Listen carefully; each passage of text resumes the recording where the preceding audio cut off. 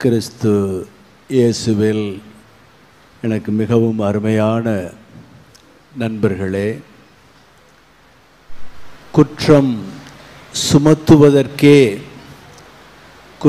சுமத்துவதையே ஒரு பிரதான இலக்காக நாம் கொண்டு விட்டால் கண்ணகி வாழ்விலும் குற்றம் சுமத்தலாம் என்பது ஒரு சொல்லாடை. If you are determined to accuse, you can even accuse in the life of Kannagi. That's the meaning of it. இன்றைக்கு நாம் அதுபோன்ற ஒரு கும்பலைத்தான் தந்தை திரவியம் மிக தெளிவாக வாசிக்க கேட்ட அந்த நற்செய்தி பகுதியிலே கேட்டோம், பார்த்தோம். குற்றம் சொல்ல வேண்டும், குற்றம் கடிதல் நல்லது, ஆனால் குற்றமே கடிய வேண்டும் என்பதுதான் அவர்களுடைய பிரதான நோக்கம். என்ன அப்படி குற்றம் செய்தார்கள்? அந்த பெண் கையும் மெய்யுமாக பிடிபட்டார்கள் என்று ஒரு விபச்சாரத்திலே பிடிபட்ட பெண்ணை இயேசுவிடம் அழைத்து வருகிறார்கள். ஒன்று, அவர்களுடைய மோயிசன் சட்டப்படி அவர்கள் கடைப்பிடித்திருக்கிறார்கள். அவர்கள் சொன்னது கையும் மெய்யுமாக. அப்படி பிடித்து வர வேண்டும் என்பது அந்த சட்டம். கையும் மெய்யுமாக பிடித்து வர வேண்டும். ஆனால் எத்தனையோ மற்ற அதோடு தொடர்புடைய முக்கியமான சட்டங்களை அவர்கள் விட்டுவிட்டார்கள். லேவியராகமும் இணைச்சட்ட நூல் இரண்டிலுமே அந்த சட்டங்கள் தெளிவாக கொடுக்கப்பட்டிருக்கின்றன. 2 சாட்சிகள் வேண்டும். அந்த 2 பேரும் அந்த கையும் மெய்யும் என்று சொல்லுகிறீர்களே, அதை பார்த்திருக்க வேண்டும் என்று அதிலே சொல்லி இருக்கிறது. ஆனால் அதை விட்டு விட்டார்கள். ஏனென்றால் அவர்களுக்கு அது ஒரு பிரதான நோக்கம் அல்ல. அந்த பெண்ணை குறை சொல்ல வேண்டும் என்பது அது ஒரு செட்டப், அது நோக்கம் அல்ல. இயேசுவை சிக்க வைக்க வேண்டும் என்ற நரித்தனத்தில் அவர்கள் பாண்டித்தியம் பெற்றவர்கள், குள்ளநரித்தனத்தில் பாண்டித்தியம் பெற்றவர்கள், புலமை பெற்றவர்கள். எனவே தான் அந்த 2 சட்டம் என்ன சொல்லுகிறது என்பதை அவர்கள் உதாசீனப்படுத்திவிட்டு மக்களிடம் ஒரு குழப்பத்தை ஏற்படுத்த வேண்டும் என்று நுனிப்புல் மேய்கிறார்கள். கையும் மெய்யுமாக பிடிபட்டாள் என்று சொல்லுகிறார்கள். கையும் மெய்யுமாக என்றால் விட்னஸ் எங்கே? அந்த 2 விட்னஸ் சொல்லுகிறேனே, அவர்கள்தான் முதல் கல்லை அந்த பெண் மேல் எறிய வேண்டும், இவர்கள் அல்ல. வந்து நிறுத்தி இருக்கிற கூட்டம் அல்ல. சட்டம் பழைய ஆகமங்களிலே, லேவியர் ஆகமத்திலே, இணைச்சட்ட நூலிலே சென்று நீங்கள் படித்தால் இது அப்படியே இருக்கிறது. அவர்கள்தான் அதில் எரிய வேண்டும் கல். ஆனால் அவர்கள் எந்த கல்லை வைத்து எறிய? சொல் என்ற கல்லை வைத்து எறிகிறார்கள். உண்மையிலேயே அந்த பெண் கல்லால் எறிந்து கொல்லப்படுவதை விட இவர்களுடைய சொற்களால் இறந்து விட்டால், இயேசுவுக்கு முன்னால் இறந்து விட்டால். இந்த பகுதியை இந்த இயேசுவும் அடல்ட்ரஸ் உமன் என்று சொல்லுகிற இந்த பகுதியை, விபச்சாரத்தில் பிடிபட்ட பெண், தமிழிலே நல்ல பெயர்கள் எல்லாம் சொல்லுகிறார்கள். இந்த பெண்ணும் இயேசுவும் நிற்பதை ஐரோப்பா நாட்டில் உள்ள எத்தனையோ அருங்காட்சியகத்திலே ஒரு தத்ரூபமாக காட்சியாக வைத்திருப்பார்கள். ஒரு சில அருங்காட்சியகத்தில் தான் இந்த காட்சிகள் பொறிக்கப்படாமல் இருந்திருக்கும். சுத வேலையாக இருக்கலாம் அல்லது ஓவியமாக இருக்கலாம். ஏனென்றால் இது மிகவும் முக்கியமானது. ஜெரோம் என்ற இறையியல் வல்லுனர் இந்த விவிலியத்தை லத்தீன் மொழியில் எழுதினார் அல்லவா? வல்கேட் என்று அதற்கு பெயர். அதற்கு முன்னால் இருந்த சில லத்தீன் காப்பிகளில், லத்தீன் பிரதிகளில் இந்த பகுதி விடப்பட்டிருக்கிறது. ஒரு சில பகுதிகளில் விடப்பட்டிருக்கிறது, ஆனால் மற்ற நிறைய பகுதிகளில் இருக்கிறது. அதனால்தான் ஜெரோமே அதை எடுத்து போட்டு இருக்கிறார். அதற்கு புனித அகஸ்தீனார் என்ன வியாக்கியானம் சொல்லுகிறார் தெரியுமா? இந்த பகுதியை ஏன் ஒரு சிலர் விட்டார்கள் தெரியுமா? இதை பார்ப்பவர்களுக்கு இவ்வளவு பெரிய பாவத்தை இயேசு கண்டுகொள்ளாமல் விட்டுவிட்டாரே என்று என்ன தோன்றும் என்று அந்த காப்பியில் எழுதவில்லை. Probably Jesus will be portrayed as too lenient towards moral purity, no? எனவே தான் விட்டுவிட்டார்கள் என்று புனித அகஸ்தீனார் சொல்கிறார். ஆனால் அதே அகஸ்தீனார் என்ன சொல்லுகிறார்? சட்டம் மோயிசன் வழியாக வந்தது, அருளும் இரக்கமும் ஆண்டவரால் வந்தது என்பதை இந்த பகுதி நிரூபிக்கிறது என்று சொல்லுகிறார். எனவே இது நடந்ததுதான், இயேசுவினுடைய காலத்திலே இது நடந்ததுதான். மேயர் என்ற ஒரு அறிஞர் இப்படி சொல்லுகிறார், it is terrible thing for a sinner to fall into the hands of his fellow sinners. ரொம்ப பயங்கரமானது எது? ஒரு பாவி இன்னொரு பாவியின் கூடாரத்தில் விழுவது, இன்னொரு பாவிகளின் கும்பலில் விழுவது மிகவும் மோசமான செயல். இவர்களே பாவிகள், அப்போ இன்னொரு பாவி அவர்கள் எப்படி நடத்துவார்கள் என்பதை சுட்டி காட்டுவதற்காக இந்த வசனம் சொல்லப்படுகிறது. இந்த பகுதியில் இருந்துதான் ஆங்கிலத்திலே மிகவும் புகழ்பெற்ற ஒரு வாக்கியம், let him who is without sin cast the first stone. இது அரசியல்வாதிகளுக்கு மட்டுமல்ல, சாதாரண பொதுநிலையினர்களுக்கும் சொல்லக்கூடிய வாக்கியம். இது ஒரு சிலேடை, இடியம், சொல்லாடல். கிராமத்தில் சிறு சிறு கூட்டங்களிலும் கூட இது சொல்லப்படுகிறது. யார் குற்றம் இல்லையோ நீங்கள் முதலிலே போய் அவனை அடியுங்கள் என்று சொல்லலாம். ஆங்கிலத்தில் அதை ஒரு ஸ்லோகமாக அமைந்து விட்டது. Let him who is without sin cast the first stone என்று சொல்ல. அப்படி என்றால் யார் செய்ய முடியும்? நாம் எல்லாம் எவ்வளவு பாவம் நிறைந்தவர்களாக இருக்கின்றோம். கடவுள் நம்மை மன்னிக்கவில்லையா? கடவுள் அருளும் இரக்கமும் நமக்கு தரவில்லையா? நம்முடைய பிள்ளைகள் பாவம் செய்வதில்லையா? நம்முடைய பெற்றோர்கள் பாவம் செய்வதில்லையா? இதற்கெல்லாம் யார் ஜட்ஜ், யார் நீதிபதி? கடவுள். அந்த கடவுள் தண்டித்தாரா? மன்னித்தார். போ, இனிமேல் பாவம் செய்யாதே என்று மன்னித்தார். ஆனால் தண்டித்தாரா? தண்டனை இல்லை. தண்டனை கொடுத்தால் உலகத்திலே an eye for an eye will make the entire world blind என்று சொல்வது போல, unforgiveness will make the entire humanity as sinners in need of perpetual mercy from God. அதைத்தான் இந்த பகுதிகள் எல்லாம் நமக்கு சுட்டு காட்டுகிறது. தமிழிலே ஒரு பழமொழி சொல்லுவார்கள், எருதுவின் புண்ணுக்கு சாம்பலே மருந்து. எருதுவின் புண்ணுக்கு சாம்பலே மருந்து. பாவிகளின், நம்மை போன்ற பெரும் பாவிகளின் பாவங்களுக்கு இயேசுவே மருந்து என்று நாம் அதை கொள்ள வேண்டும். இறுதியிலே யாரும் நிற்கிறார்கள். அவர் குனிந்து கொண்டு எழுதி கொண்டிருக்கிறார். சிலர் கேட்கிறார்கள், என்ன எழுதியிருப்பார் என்று. 10 கட்டளைகளை எழுதியிருப்பார். அல்லது அங்கே வந்து நின்றவர்களுடைய பெயரை சொல்லி, ஆண்டனி நீ இந்த பாவம் செய்தாய், அருள் நீ இந்த பாவம் செய்தாய், சுவக்கீன் நீ இந்த பாவம் செய்தாய், பிரபாகர் நீ இந்த பாவம் செய்தாய் என்று எழுதி கொண்டிருப்பார் என்று சொல்லுவார்கள். அல்லது பெண்களில் ஆரோக்கிய மேரி, சுஜிதா, ஸ்வஷாயினி என்று சொல்லி அவர்களுடைய பாவங்களை எழுதியிருப்பார்கள். அங்கு பெண்கள் நின்றதாக இல்லை, இதை ஒரு பெண் தான் இருக்கின்றார்.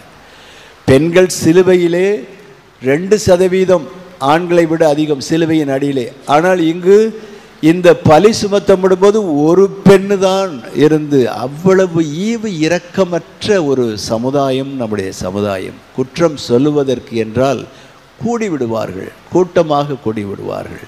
ஒரு பெண் இல்லை என்றால் ஒரு குடும்பம் நடத்த முடியுமா? ஒரு பெண் என்பவள் சாதாரண தனி பெண் அல்ல, அவள் ஒரு இயக்கம்.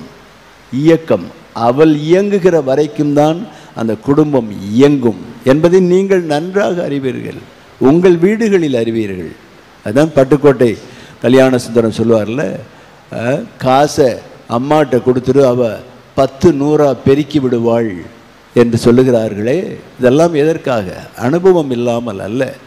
அந்த பெண்ணை தனியாக இயேசுவிடம் விடுகிறார்கள். அதே நிலைமை நமக்கும் வரும். அது பெண், நாம் ஆணாக இருந்தாலும் டிரான்ஸ்ஜெண்டராக இருந்தாலும் இயேசுவோடு தனித்து விடப்படுவோம். புனித அசிசியார் சொல்லுகிறார், நண்பர்களே, ultimately this matters, what you are before Christ matters. இறுதியில் நீ கடவுளுக்கு முன்னால் நிற்கிற போது நீ யார் என்பதுதான் பிரதான கேள்வியை தவிர வேறு ஒன்றுமில்லை. நீ வாங்கி போட்ட எஸ்டேட் உனக்கு உதவி செய்யாது, நீ போட்ட ஸ்டாக் மார்க்கெட் உனக்கு உதவி செய்யாது, நீ சம்பாதித்து வைத்த அரசியல் தலைவர்கள் நண்பர்கள் உதவி செய்ய மாட்டார்கள். Ultimately what matters is what you are before God and before Christ என்பதுதான் முக்கியம். அந்த பெண்ணும் இயேசுவும் தனித்து விடப்பட்டார்கள். அப்பொழுதுதான் நிமிர்ந்து பார்க்கிறார். He encountered her. He encountered the accusers also. தன்னிடமிருந்து அருளையும் அன்பையும் வெளிப்படுத்தி அந்த பெண்ணை பாதுகாக்கிறார். ராயப்பருடைய கண்ணீர், ராயப்பர் இயேசுவை மறுதலித்தார் அல்லவா, யூதாஸ் காட்டி கொடுத்தார். ரெண்டிற்கும் வித்தியாசம். He betrayed but he denied. There are lot of difference between these two. Rayappar அதை நினைத்து நினைத்து அழுதாராம். பாருங்கள், ஒரு பாரம்பரியம் இருக்கிறது. அழுது அழுது இந்த கண்ணிலிருந்து இந்த கன்னங்கள் ஆறு போல பள்ளமாக ஓடிவிட்டது என்று சொல்வார்கள். ராயப்பர் அந்த அளவிற்கு ஆண்டவரை தான் மறுதலித்தேன் என்பதை நினைத்து அழுதிருக்கிறார். ராயப்பர் என்பது மக்களுடைய வழக்கத்தில் நம்பப்படுகிற ஒரு சொல். அது உண்மையா என்பது நமக்கு முக்கியம் அல்ல. ஆனால் அந்த ராயப்பருடைய கண்ணீரை பற்றி புனித அம்ப்ரோசியார், செயின்ட் ஆம்ப்ரோஸ் மிலான் நகரத்து ஆயர் இவ்வாறு கூறுகிறார். மிக அருமையான ஒரு வாக்கியம், நன்றாக கூர்ந்து கவனியுங்கள். இயேசுவே, நாங்கள் வீழ்கையில் திரும்பி பாரும். when we fall, turn. Rayappar மறுதளித்த போது இயேசு அப்படி போய்கிட்டு இருந்தவர் என்ன செய்கிறாரு? திரும்பி இப்படி பார்க்கிறார். நாங்கள் வீழ்கையில் திரும்பி பாரும், அவ்வாறு கண்ட எங்களை திருத்திவிடும். Correct ourselves, திருத்திவிடும். நீர் திரும்பி பார்த்தால் எம் பாவ கரைகள் மறைகின்றன. When you turn towards us, our sins are washed away. நீ அப்படி திரும்பி பார்க்கிற போது எங்கள் பாவ கரைகள் மறைந்து விடுகின்றன. எம் குற்றமோ எம் அழுகையால் மன்னிக்கப்படுகின்றன என்று சொல்லுகிறார். Guilt remains, but they are forgiven. Restorative justice என்று ஒன்று சொல்லுகிறார்கள் இந்த காலத்திலே. சில சமயம் நம்முடைய நெருங்கி பழகிய தோழர்கள் நமக்கு செய்கிற துரோகங்களை எண்ணி எண்ணி நெஞ்சம் விம்முகிறது. அவைகளை நாம் மறக்க முடியலை, ஆனால் மன்னித்து விடலாம். Even if you cannot forget. ஏன்னால் நமக்கு அம்னேசியா எல்லாருக்கும் இல்லையே. எல்லாருக்கும் அம்னேசியா, மறந்து விடுகிற வியாதி இருந்தால் மறந்து விடலாம். எல்லோருக்கும் ஞாபகம் இருக்கிறது. அதுவும் துரோகங்கள் நமக்கு செய்கிற போது பசுமையாக ஞாபகம் இருக்கும். ஆனால் நாம் என்ன செய்யலாம்? we can forgive. அந்த பாடலை திருப்பி வாசிக்கிறேன், உங்கள் வாயிலேருந்தே அதை சொல்லுங்கள். இயேசுவே, நாங்கள் வீழ்கையில் திரும்பி பாரும், அவ்வாறு கண்ட எங்களை திருத்திவிடும். நீர் திரும்பி பார்த்தால் எம் பாவ கரைகள் மறைகின்றன, எம் குற்றமோ எம் அழுகையால் மன்னிக்கப்படுகின்றன. இது அப்படியே அந்த பெண்ணிற்கு பொருந்துகிறது. அந்த பெண் ஆப்ஸ்டினேட் என்று சொல்லுகிறார்களே, வித்துப்பெரட்டிவ் என்று சொல்லுகிறார்களே, அப்படியா நின்றிருப்பாள்? அழுது கொண்டே நின்றிருப்பாள். அந்த பெண்ணை தவிர அங்கு யாரும் இல்லை என்று நற்செய்தியாளர் சொல்லுகிறார். இயேசுவுக்கு தான் தெரியும், அவள் கண்களில் சாறை சாறையாக நீர் வந்திருக்கும். நான் முன்னாடி சொன்னேனே, அவர்கள் சொன்ன அந்த அக்யூசேஷனை விட அந்த கற்கள், சொல் என்ற கற்களால் கொல்லப்பட்டவள் இயேசுவினுடைய கருணை வெளிப்பட வேண்டும் என்பதற்காக இப்போது இருக்கு. This episode is an excellent example for us to follow when we find ourselves reacting judgmentally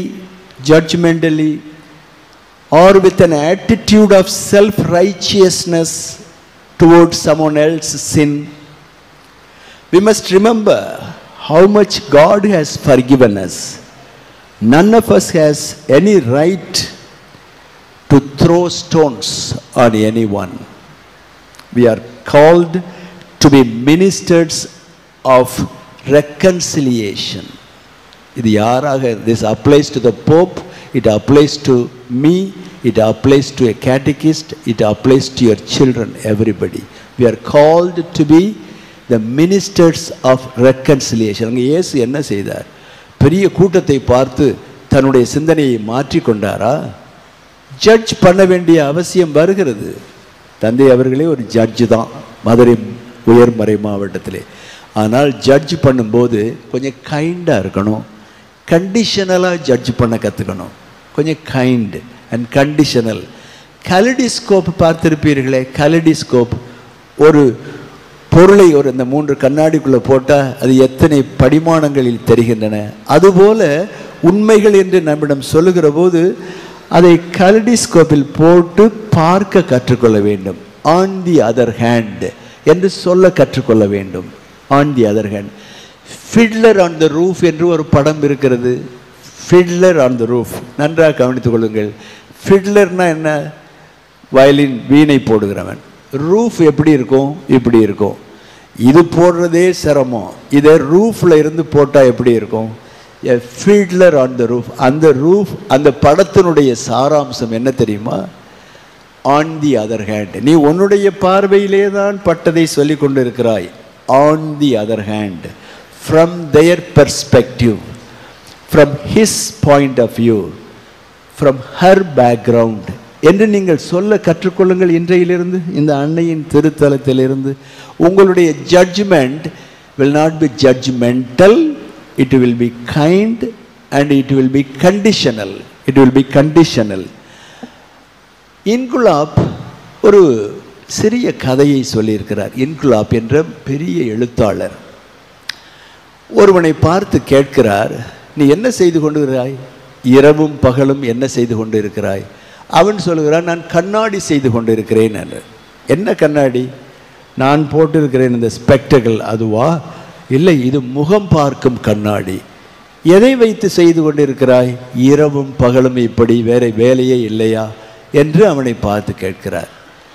இல்லை, எனக்கு வேலை இல்லை, நான் இரவும் பகலும் இதைத்தான் செய்கிறேன். நீ என்ன உலகத்தில் சுவிட்சர்லாந்து நாட்டில் வாட்ச் ஃபேமஸ் இல்லையா? அதுபோல் பெல்ஜியம் நாட்டில் கண்ணாடி ஃபேமஸ். அதை விட பெரிய கண்ணாடியா தெளிவாக நீ செய்துவிட போகிறாய்? ஆமாம், அதை விட பெரிய சிறந்த கண்ணாடியைத்தான் நான் செய்து கொண்டிருக்கிறேன் என்று. எதை வைத்து செய்து கொண்டிருக்கிறாய்? அந்த கண்ணாடி அப்படி என்ன ஸ்பெஷல் என்று கேட்கிறார். இன்குலாப். இன்குலாப் அதற்கு அவன் சொல்லுகிறான், நான் இரவும் பகலும் சேற்றையும் புழுதியையும் வைத்து இந்த கண்ணாடியை செய்து கொண்டிருக்கிறேன். சேற்றையும், டஸ்ட், புழுதி, டர்ட், புழுதியையும் வைத்து இந்த கண்ணாடியை செய்து கொண்டிருக்கிறேன். கண்ணீரினும் வியர்வையிலும் இந்த கண்ணாடியை செய்து கொண்டிருக்கிறேன். நீங்களெல்லாம் பார்த்தால் கலை அம்சம் நிறைந்தவர்களாக இங்கு அமர்ந்திருக்கிறீர்கள். உங்கள் வாழ்க்கையினுடைய இன்னொரு பக்கத்தில் எவ்வளவு கண்ணீர் இருக்கும், எவ்வளவு கண்ணீர் இருக்கும், எவ்வளவு சேறு இருக்கும், எவ்வளவு டர்ட் இருக்கும். அவைகளை வைத்து நான் இந்த கண்ணாடியை செய்து கொண்டிருக்கிறேன். வியர்வையிலும் கருவறைகளிலும் இருந்து இந்த கண்ணாடியை செய்து கொண்டிருக்கிறேன். அப்படின்னா இந்த கண்ணாடியில் ஒரு வித்தியாசத்தை நீ உலகத்திற்கு காட்டப்போ, இந்த கண்ணாடி பேசும் என்று சொல்றார். பேசுமா? கண்ணாடியா? இருப்பதை இருப்பது போல் காட்டுவது தான் கண்ணாடி. இந்த கண்ணாடி பேசுமா? அப்படி என்ன பேசும்? பேசும். எப்பொழுதெல்லாம் எங்கெல்லாம் அநீதிக்கு எதிராக மானிடம் தலை நிமிர்கிறதோ அப்பொழுது இந்த கண்ணாடி பேசும். எப்பொழுதெல்லாம் இந்த பெண்ணுக்கு நடந்தது அநீதி, அதற்கு விட்னஸ் இல்லாமல் ஒரு பெண்ணை அழைத்து வந்து அந்த ஈவு இரக்கமில்லாமல் விமர்சனத்திற்கு மட்டுமே பேறு போன அந்த பெரிய அதிகாரிகள் இயேசுவிடம் நிறுத்துகிறார்கள். அப்பொழுது அந்த கண்ணாடி பேசும். நாம் அங்கு இருந்தால் நாம் பேச வேண்டும். பேசா மடந்தையாக இருக்கக்கூடாது. Passive spectator. நமக்கு அப்படி பேசாமல் இருந்தால் நமது 2 கண்கள், வள்ளுவர் என்ன சொல்லுகிறார்? அவர்கள் கண்கள் அல்ல, புண்கள் என்று சொல்லுகிறார். புண், சோர். It's an injury. கண் இருந்தால் நீ பார்த்தால், காது இருந்தால் நீ கேட்டால், நடப்பதை நியாயம் என்று சொல் அல்லது நியாயத்துக்கு புறம்பாக இருக்கிறது என்று சொல். இல்லை என்றால் அவை புண், இருந்தும் பிரயோஜனம் இல்லை என்று சொல்கிறார். அந்த கண்ணாடி என்ன பேசும்? அன்பினில் ஆழம் கொள், ஆசையில் அளவு வை என்று பேசும். அன்பினில் ஆழம் கொள். கணவன் மனைவி, மனைவி கணவனை அன்பு செய், அதில் ஆழம் கொள். பெற்றோர்கள் பிள்ளைகளை, பிள்ளைகள் பெற்றோர்களை அன்பு செய்யுங்கள். அந்த அன்பினில் ஆழம் கொள்ளுங்கள். ஆசையில் அளவு வை. பேராசை வேண்டாம், பேராசை வேண்டாம். ஆசையில் அளவு வை என்று இந்த கண்ணாடி பேசுமாம். பார்த்துக்கங்க. இயங்குதல் வாழ்க்கை, முடங்குதல் மரணம் என்று பேசுமாம். நல்லதோர் வீணையாக அல்லவா உன்னை செய்தேன், நலங்கட ஏன் புழுதியில் கிடக்கிறாய். உன்னுடைய நண்பர்களை பார், அவர்களே உன்னை மிஸ்லீட் பண்றவர்களாக இருக்கிறார்கள். நல்லதோர் வீணை செய்தேன், நலங்கட ஏன் புழுதியில் கிடக்கிறாய் என்று அந்த கண்ணாடி பேசுமாம். ஈன்றோருக்கு நன்றி செய் உன்னை பெற்றோர்களே, ஈன்றாளுக்கு மேல் கடவுளும் இல்லை என்பது நான்மணி கடிகை. ஈன்றாளுக்கு மேல் கடவுளும் இல்லை. ஒரு வித்தியாசம் இருக்கிறது. மரியாள் மட்டும்தான் தான் ஈன்றவனை கடவுளாக ஏற்றுக்கொண்டவள், தான் ஈன்றவன் கடவுள் என்ற உண்மையை ஏற்றுக்கொண்டவள். மற்றபடி ஈன்றாளுக்கு மேல் கடவுளும் இல்லை என்று அது கண்ணாடி பேசுமாம்.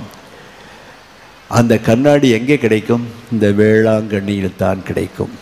எப்படி கிடைக்கும்? நீங்கள் வாங்க இருக்கிறீர்களே நற்கருணை, அந்த நற்கருணையின் வழியாக கிடைக்கும்.